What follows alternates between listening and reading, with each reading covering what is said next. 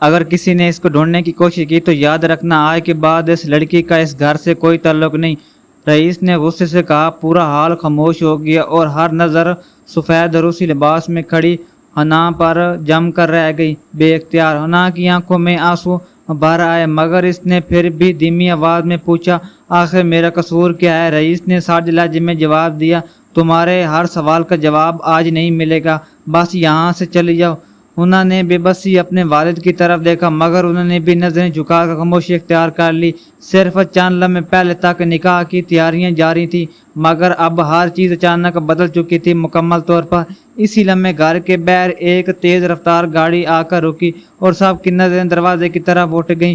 گاڑی سے ایک معمر خاتون اتری اور سیدھا حنا کے سامنے آ کر خاموشی سے کھڑی ہو گئی تھیں۔ فوراً انہوں نے پرس سے ایک پرانا لفافہ نکالا اور کہا، یہ امانت آج ہی تمہیں دینی تھی۔ آخرکار اب حنا نے حیرانی سے لفافہ کھولا تو اندر ایک تصویر اور ایک مختصر سا خط رکھا ہوا تھا۔ خاموشی سے خط میں صرف اتنا لکھا تھا، جس شخص پر تم سب سے زیادہ بھروسہ کرتی ہو اسی سے بچ کر رہنا۔ یہ الفاظ پڑھتے ہی حنا کے چہرے کا رنگ اڑ گیا اور دل زور زور سے دھڑکنے لگا۔ اچانک پھر اس نے بے چینی سے پوچھا، یہ خط کس نے لکھا ہے اور میرے لیے کیوں بھیجا گیا آج اچانک؟ خاتون نے گہرا سانس لیا اور کہا، یہ خط تمہاری ماں نے اپنی وفات سے پہلے میرے پاس چھوڑا تھا۔ حنا حیرت سے ساکت رہ گئی، کیونکہ اسے بتایا گیا تھا کہ اس کی ماں نے کوئی راز نہیں چھوڑا۔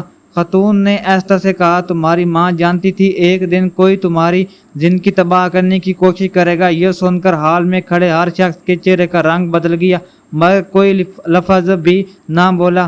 اچانک ایک نوجوان بھاگتا ہوا اندر آیا اور گھبرائی ہوئی آواز میں سب کو چونکا دینے والی خبر دی۔ اس نے کہا، دولہا اپنے کمرے میں غائب ہو چکا ہے اور اس کو معلوم ہی نہیں وہ کہاں گیا۔ یہ سنتے ہی پورے گھر میں کھلبلی مچ گئی، جبکہ حنا کے ذہن میں صرف ایک سوال گونج رہا تھا، آخر نکاح سے چند لمحے پہلے دولہا اچانک کہاں غائب ہوا اور اس خط کا اس سے کیا تعلق تھا؟